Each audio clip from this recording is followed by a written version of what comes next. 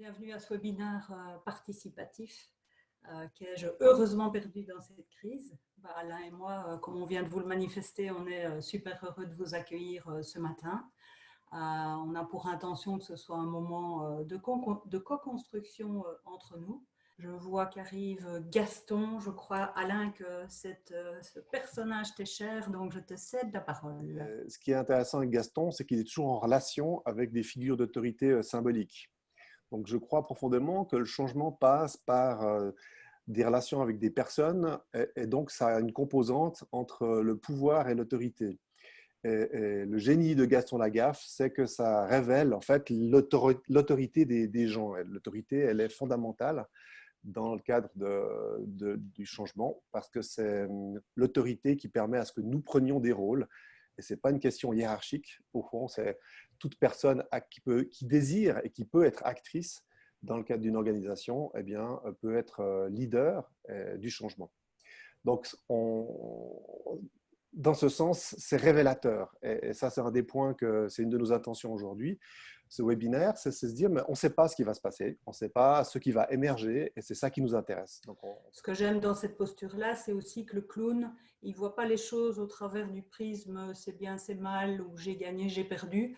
Tout est expérience, et du coup, ça ouvre des champs de perception et de réaction bien différents qui font que, entre guillemets, il s'accorde et il accorde aux autres le droit à l'erreur, mais tout en ne le concevant pas comme ça, puisque pour lui, il n'y a jamais d'erreur, tout est découverte. Le clown, c'est un personnage de construction plutôt que de restriction, et c'est ce que j'aime là-dedans. Alors le nez rouge, j'ai choisi de le placer ailleurs que sur un clown. Comme vous pouvez voir sur la symbolique, je pense que la gestion du changement, c'est une sorte de processus esthétique. Je pense que dans notre quête au sein du changement, on va à la recherche de nouvelles lignes, une nouvelle fluidité, quelque chose qu'on va pouvoir réépurer. J'ai choisi la statue parce que je pense que ça ne mobilise pas que notre cerveau, ça nous mobilise tout entier, ça nous met en mouvement et ça engage autant le corps que l'esprit, il me semble.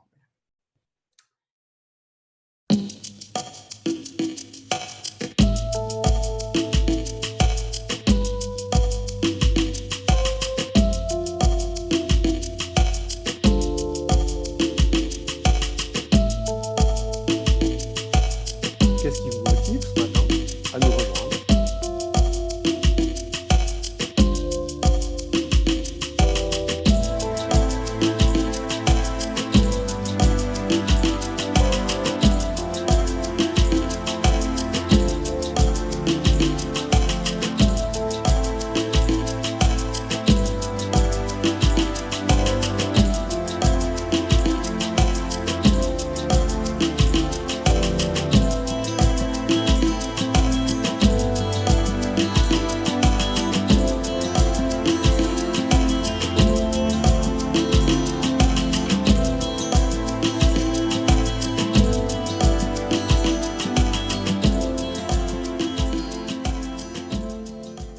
Et vous allez disposer de 5 minutes pour échanger sur cette question phare qu'ai-je heureusement perdu dans cette crise.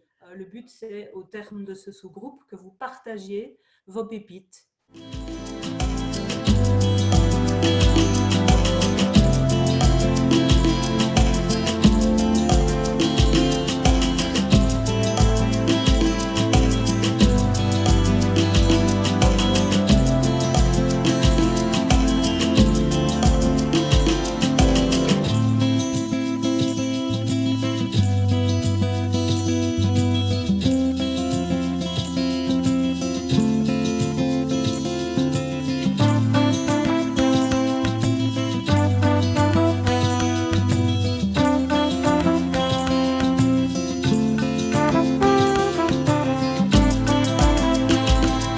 Estamos salvos e estamos vivos.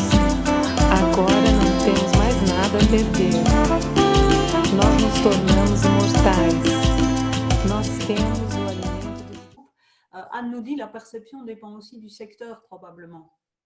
Absolument. En effet, je pense que le contexte a une grande incidence sur la construction de sens. C'est ce qui d'ailleurs fait, dans le cadre du changement, le principal problème, c'est qu'on n'a pas la même perception du problème. Et Martine nous partage, pas besoin de coronavirus pour que le monde d'après soit clair. Par contre, besoin d'une pandémie pour que le monde sorte du déni. Donc voilà, le petit coup de pouce. En fait, par ce webinaire, nous cherchons à initier, et l'idée est d'expliquer en quoi un webinaire peut créer un espace de parole et pour renforcer ou créer des liens. Comment votre organisation peut être à la fois un espace de parole et un espace de pensée pour régénérer en gros des ressources. Le sens commun va et doit, d'un point de vue managérial, là en l'occurrence, mettre en perspective et donner une attention à la négociation de ces points d'accord. Notre intention est de se dire, mais tiens, est-ce que par exemple, en 1 heure, on a une capacité de pouvoir apprendre de manière collective? Il a été démontré que l'efficience d'une organisation à innover, à son augmentation par rapport aux différentes performances, la diminution des coûts d'exploitation est fortement liée à l'augmentation des connaissances au sein d'une organisation.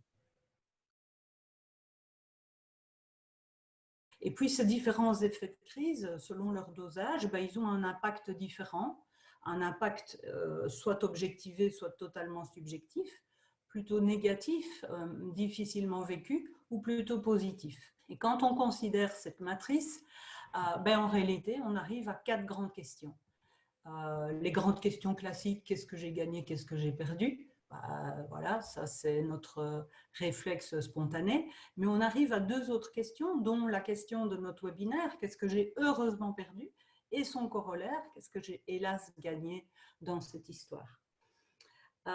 Et pour aller plus loin et pouvoir se projeter dans une perspective future qui soit constructive, qui soit porteuse d'une vision intéressante, on s'est dit avec Alain que en filigrane de cette matrice, il fallait réfléchir en ligne du temps, parce que tous ces effets de crise sont pour certains temporaires, pour d'autres long terme, voire définitifs. Du coup, ça nous ouvre la porte à 4 autres questions porteuses, je pense, qui sont ce que j'ai gagné, comment je vais contribuer à le préserver, ce que j'ai heureusement perdu, comment je vais me prémunir d'un retour en arrière, puisque j'en suis heureuse, ça a un impact positif sur ma vie, sur mon résultat, sur ma performance, sur mon bien-être. Quel est, hélas, gagné, qu'est-ce que je pourrais mettre en place et comment faire, comment procéder pour atténuer, voire faire redisparaître cette chose négative qui est apparue. Et pour la dernière question, le corollaire constructif serait par exemple cette chose que j'ai perdue et que je regrette, comment je vais pouvoir soit la retrouver en tout ou en partie, ou comment vais-je pouvoir la compenser par exemple. On constatait, enfin, moi j'avais partagé au groupe que finalement 12-15% nous dit Simon Sinek de la population d'un mouvement, enfin des gens dans un mouvement peut permettre de faire, d'atteindre le tipping point, de faire basculer quelque chose. Et puis Martine nous posait la question, et finalement comment entraîner ceux qui ne sont pas dans la séance aujourd'hui? D'accord, donc c'est vrai que ça c'est un élément qu'on retrouve très régulièrement dans les organisations, c'est que les directions veulent que tout le monde suive. Et en fait, il suffit de créer, de faire démarrer un mouvement collectif et que seuls 16% suffit, en effet.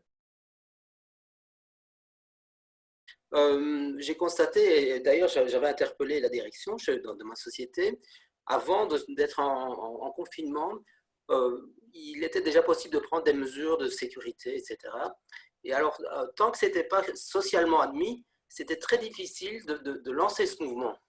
Et donc, ce que je constate, moi, c'est que le côté sociologique, donc, du mouvement est vraiment fondamental. Une fois que ça a été admis, tout le monde se plie à ces règles sociales.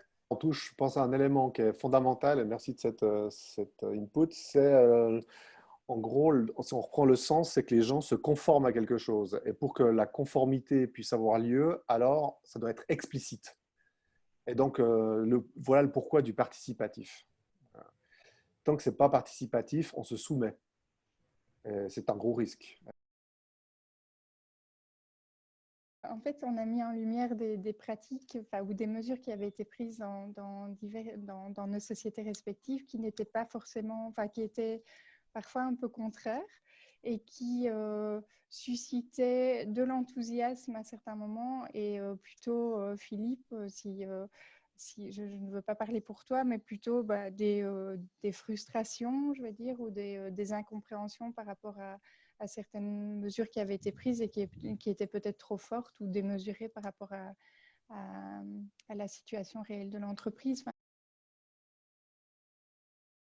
On dit il y a toujours des opportunités à saisir et en dépit de la crise, il y avait des opportunités à saisir et visiblement on s'est arrêté à... Voilà, il y a des notions, des impératifs de rentabilité qui font que on ne va pas profiter de la crise pour faire des choses qu'on n'a pas le temps de faire d'habitude. On va réduire les coûts au maximum pour conserver la rentabilité, ce qui était un peu dommageable. Voilà, faire en sorte que les gens puissent partager les réalités des uns et des autres permet vraiment de comprendre le rôle essentiel de chacun dans une organisation. Et si on pouvait repenser différemment l'économie, et avec des gains d'ailleurs qui peuvent être différents. Il y a notamment un magnifique livre d'Isabelle Delannoy qui a écrit sur l'économie symbiotique. Je vois Gladys qui valide parce qu'on a bossé ensemble là-dessus. Et elle parle d'externalité positive. Moi, je ne connaissais pas ce terme. Commencer par avoir un peu de difficulté pour se situer dans le futur, comme le propose le tableau que vous nous avez proposé, parce qu'on est encore très dans le présent, avec tellement d'incertitudes en regardant dans le futur qu'il est difficile de se projeter. Mais enfin bon, quoi qu'il en soit, on a essayé de le faire. On a pris conscience également que pour que ce nouveau modèle dont vous parlez, mental, puisse émerger, il faut faire un certain deuil du passé. Et je crois que ça, c'est très important de le faire, c'est-à-dire se poser ces questions sur qu'est-ce qu'on veut laisser derrière, à quoi on renonce, et donc vraiment de dire bye-bye, de vraiment prendre conscience, chacun d'entre nous, au niveau individuel, que ça ne reviendra pas, et qu'on ne veut pas que ça revienne. Et ça nous a permis de prendre conscience également qu'en fait, c'est une responsabilité individuelle avant d'être collective. C'est-à-dire que si on veut qu'elle devienne collective, il faut que chacun d'entre nous, de nous qui sommes présents ici aujourd'hui, ce matin, et de tous ceux qui partagent ce besoin de changement, d'assumer vraiment sa responsabilité dans le changement. Et de ne pas attendre que le système apprenne, que le système nous propose, sinon de dire moi je le fais, moi je commence par le faire, et en espérant que justement ces 16% dont vous parlez sortiront de cette masse de gens qui est décidée et qui a décidé de ne pas revenir en arrière justement. Du moment qu'on prend, par rapport à ce que vous disiez Guy, qu'on fait un choix et qu'on se positionne, alors ça va perturber le système. Par contre, d'où l'importance d'être dans le présent, c'est là-dessus qu'on peut travailler, parce que ce qui va émerger, on ne le sait pas. Le fait que certaines personnes sont déjà un pas plus loin ou assument plus, je crois que c'est l'idée aussi de l'aller-retour pour pouvoir embarquer le plus de personnes. Accorder le droit à d'autres d'être moins loin dans le processus et restabiliser de temps en temps, revenir dans le présent, dans quelque chose de peut-être moins rapide, moins bousculant pour, à d'autres moments, pouvoir ouvrir la conscience. Je pense qu'aller trop vite, c'est peut-être risquer de laisser derrière nous beaucoup de personnes qui pourraient suivre le mouvement.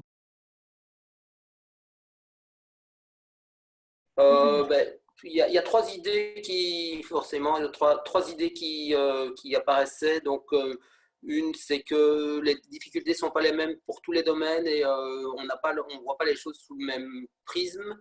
Et pour certains, c'est très difficile de le voir sous un prisme qui se met dans la case inférieure droite, qui est heureusement perdue. Alors, donc,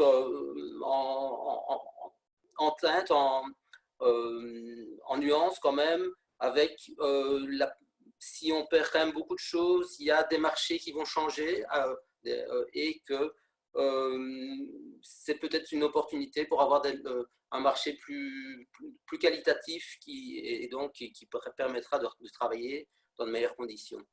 Une autre réflexion, c'était on se rend compte qu'on peut faire beaucoup plus avec beaucoup moins et se recentrer sur le fondamental, et finalement il y a beaucoup de choses inutiles et qu'on sait faire beaucoup de choses et on sait utiliser les outils actuels, et c'est un peu Donc, ça nous oblige à utiliser des outils qu'on n'utilisait peut-être pas avant et on se rend compte qu'on peut aller beaucoup plus loin comme on le fait pour l'instant avec Zoom.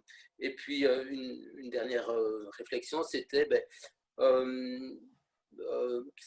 toute difficulté peut être vue comme une opportunité pour et l'aspect positif. Et donc, dans les pires difficultés, ça peut être une opportunité pour faire des choses nouvelles et qui nous enrichissent. Voilà. En fait, c'est notre capacité ensuite de pouvoir identifier quelles sont les ressources que nous avons aujourd'hui et non pas à chercher à en avoir encore plus et encore plus. Et à partir de là, la qualité qui va faire qu'on va pouvoir mettre un truc rond dans un truc carré, ça c'est Apollo 13. Je vous fais un teasing comme ça, ceux qui ne l'ont pas vu, allez voir. C'est la force du collectif. Ça serait en termes d'organisation, c'est passer de la collaboration à la coopération. Et ça, c'est un point qui pourrait être intéressant en termes de développement. Parce que, pour faire simple, coopérer, ça sous-entend d'avoir non seulement une responsabilité collective, ce que nous avons tous dans la collaboration, mais en plus, il faut une responsabilité individuelle. Ça veut dire que je m'engage. En t'écoutant, Alain, je me dis c'est aussi l'idée tout à fait parallèle à ton propos de la créativité par la contrainte. La crise est vue comme une contrainte, la contrainte est naturellement vue comme négatif. Or, quand on fait avec ce qu'on a, les ressources du présent, ça ouvre des perspectives différentes également. Et l'idée ici, c'est une idée de clôture de webinaire et de se dire, on a eu un échange, pour ma part, je trouve profond, assez dense sur 1 heure de temps, un échange en binôme sur c'est quoi la suite, qu'est-ce qu'on pourrait, c'est quoi le pas d'après, le pas suivant à assurer à ce genre de rencontre. On a besoin de vous et probablement réciproquement. Voilà, une réflexion collective nous paraissait importante à ce niveau-là. Et en vous entendant et en entendant les feedbacks des groupes, etc., ce qui m'a semblé absolument évident, c'est que oui, en partant à 16 personnes avec l'envie de commencer par soi-même, de changer les choses, je pense que c'est le bon fil à tirer. Et en même temps, c'est tellement important de savoir qu'on n'est pas les seuls 16 au monde. Et pour moi, aujourd'hui, ça fait une différence vraiment majeure de ne pas brasser de l'air et puis voilà, théoriser, etc. Mais d'être dans cette conscience, dans cette envie, dans cette démarche, en sachant que chacun va le faire à son rythme, à son image, avec ses moyens. Et en même temps, j'ai beaucoup aimé cette notion de faire des allers-retours par rapport au fait de ne pas aller trop vite, parce que c'est valable pour tout. On perd tous ceux qui sont derrière en allant trop vite. Et pour moi, cette séance, j'en ai fait beaucoup, je peux vous dire, pendant ces dernières semaines, me dit, mais en fait, c'est ça qui est clé. C'est d'avoir de temps en temps un rendez-vous avec d'autres personnes qui portent le même genre de mission. dont vous, la manière dont vous vous exprimez, comme qu'est-ce que vous portez en vous, moi, ça me donne du jus, en fait. C'est comme si j'ai fait une permanence tous les jours au début de ce confinement que j'ai appelé la station essence pour des moments partagés qui font du bien. Et c'est ça le truc, c'est de se remplir, en fait. Et on peut repartir avec cet élan. On a évoqué une suite en 2 clans. Il y a les optimistes et les pessimistes. Enfin, on les a appelés comme ça, c'est-à-dire qu'il y a ceux qui pensent que rien ne va changer, et puis on considère que c'est plutôt les grandes entreprises, les grandes entités, l'aviation qui veut être soutenue pour pouvoir relancer ses flottes et puis continuer comme avant. Et puis, dans le camp des optimistes, c'est plutôt les petites entités, les indépendants, restaurateurs, hôteliers, etc., qui vont devoir réinventer, peut-être pas leur métier, mais en tout cas leur manière leurs actions, leur manière de pratiquer. Et puis, on a retenu ce que tu as dit Alain avant, c'est de passer de la collaboration à la coopération. Et probablement que des petites entités d'indépendants, consultants, etc., vont peut-être, c'est une piste qu'on a évoquée, se regrouper, pour coopérer, pour être plus forts ensemble que tout seul. Nouveau, pour moi, c'est une opportunité pour davantage interpeller donc l'organisation du travail, le management, pour avoir, pour aller vers un modèle plus participatif, beaucoup plus participatif, une vision plus moderne. C'est formidable de pouvoir participer à des formations comme ça de manière rapide. Et donc, il faut vraiment sauter sur cette occasion, je crois, et essayer de transformer l'essai. Moi, j'aime bien l'image du fraisier, c'est-à-dire qu'il y a un centre nourricier, puis après, pouf, il y a des stolons qui se font, et il y a d'autres fraisiers qui peuvent se faire. Et en gros, après, ça serait peut-être de dire, mais on va faire des éléments, mais n'oublions pas de revenir et de maintenir le lien de ce centre nourricier, qui permet de pouvoir après capitaliser sur ce qu'on a expérimenté et puis repartir vers peut-être d'autres pratiques, mais de chaque fois de se dire on ne reste pas avec du statu quo, quoi.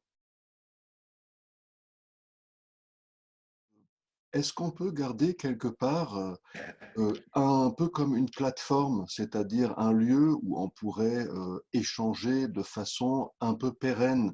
Parce que je trouve que là, on a créé une énergie qui est vraiment fabuleuse et il faut qu'on arrive peut-être à garder et à rendre ça un peu pérenne.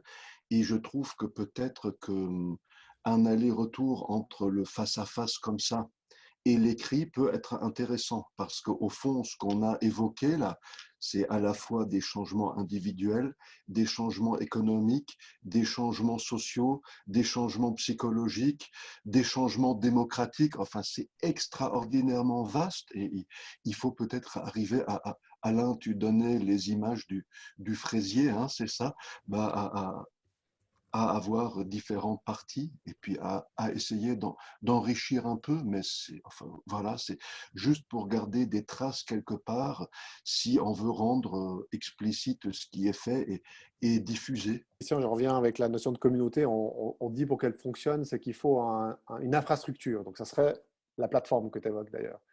Avoir quoi et puis ensuite, cette infrastructure doit permettre de mettre en commun. Et ensuite, ce qu'on n'oublie pas, c'est de générer des écosystèmes. Ça veut dire que c'est là où on doit, je reviens avec le fraisier, je fais comme ça d'ailleurs, c'est là où on doit faire des allers-retours. Donc oui, il faut une infrastructure, en effet. Et d'ailleurs, l'infrastructure d'aujourd'hui, c'est Zoom. Et on voit qu'avec peu de choses, on peut faire déjà énormément. Je trouve très puissant là, les échanges qui ont eu lieu. Je remercie les personnes avec qui j'ai échangé. Et je trouverais tellement puissant qu'il y ait quelque chose qui reste derrière. Et Christian l'exprime exactement. Ouais. C'est vraiment, tu fais naître un espoir. Alors, enfin, vous faites naître un espoir, Laurence. Gladys mentionnait le fait de pouvoir se nourrir dans ces échanges. Donc, c'est clairement ce qui est dit depuis quelques minutes ici. Donc, c'est vraiment un sentiment, une nécessité, je veux dire, une nécessité pour chacune d'entre nous. Et je l'élargis à tout le groupe. Ça a l'air d'être assez général, un sentiment assez général. Dans ce qui a été dit, mais pour revenir à un truc encore très, très concret aussi, ce qu'on disait avec Isabelle, c'est qu'on allait faire des listes de ce qu'on ne veut plus. On va l'écrire et on va le lire régulièrement pour ne pas retomber dans nos vieux travers, justement. Vraiment ce qu'on ne veut plus de ce qu'on a vécu durant la crise et ce qu'on ne veut plus faire d'avant ou de maintenant.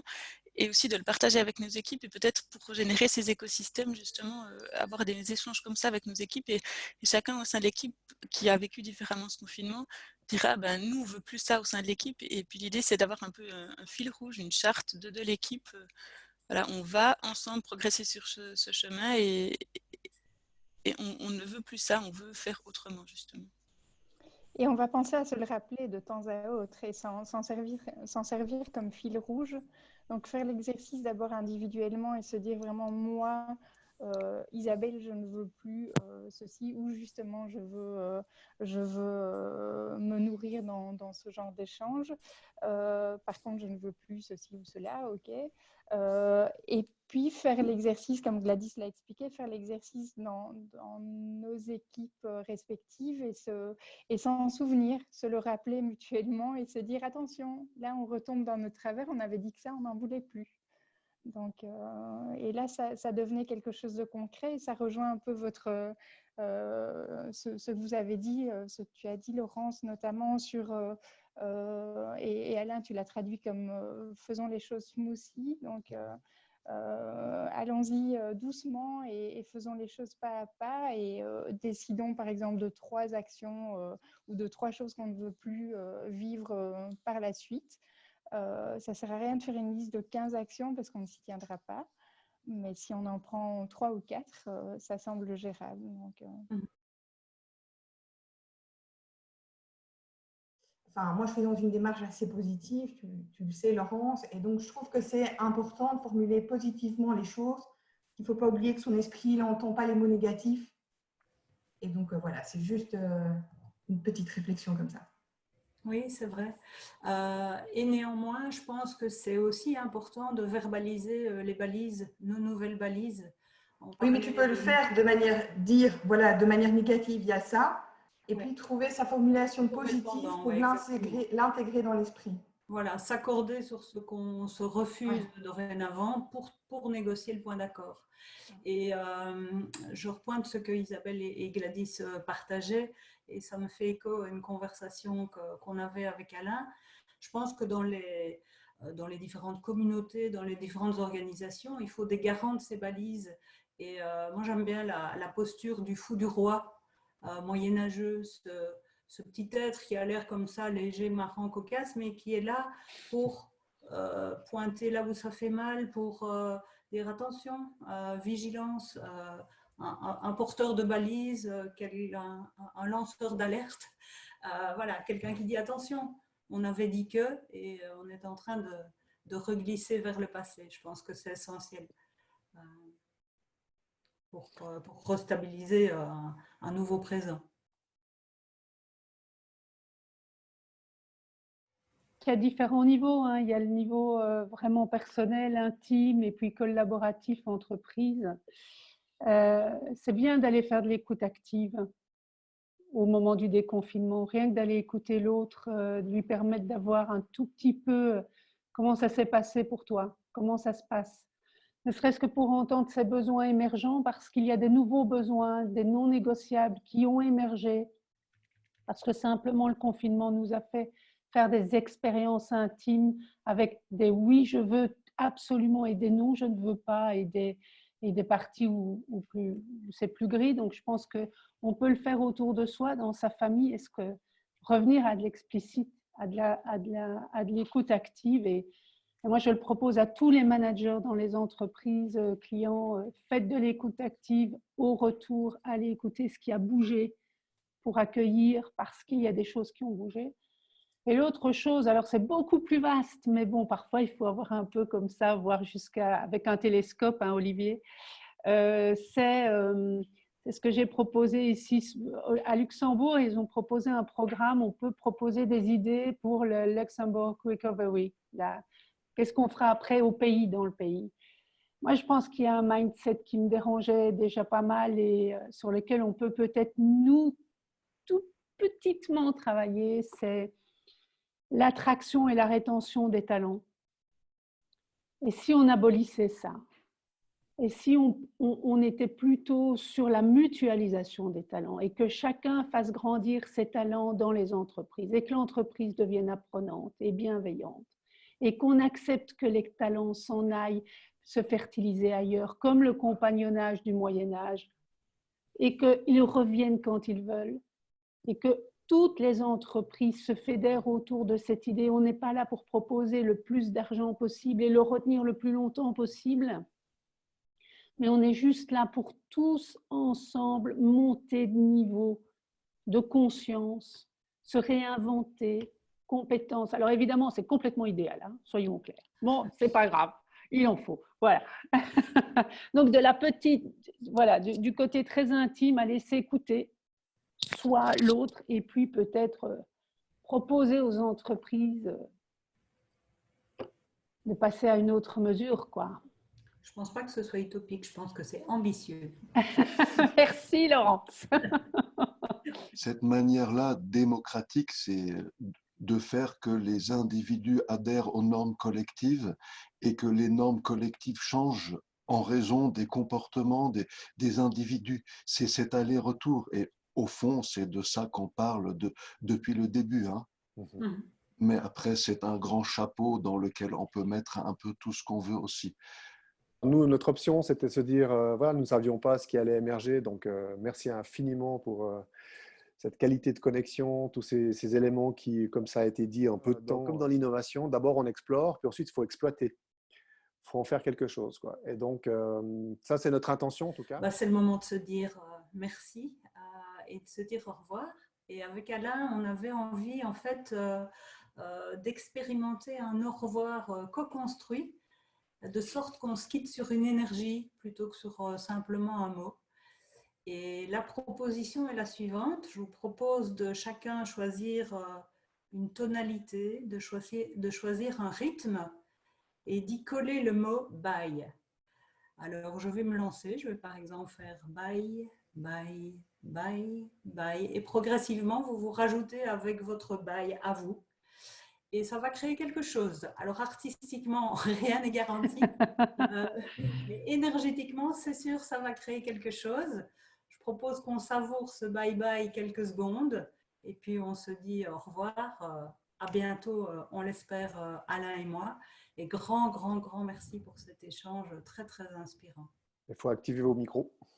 Pardon, il faut activer vos micros. Oui, c'est mieux, sinon on n'en profitera pas. Eh bien, c'est parti. Bye, bye. Bye, bye. Bye, bye, bye. Bye, bye. Bye, bye. Bye. Bye, bye. Bye, bye. Bye, bye. Bye, bye. Bye, bye. Bye, bye. Bye, bye. Bye, bye. Bye, bye. Bye, bye.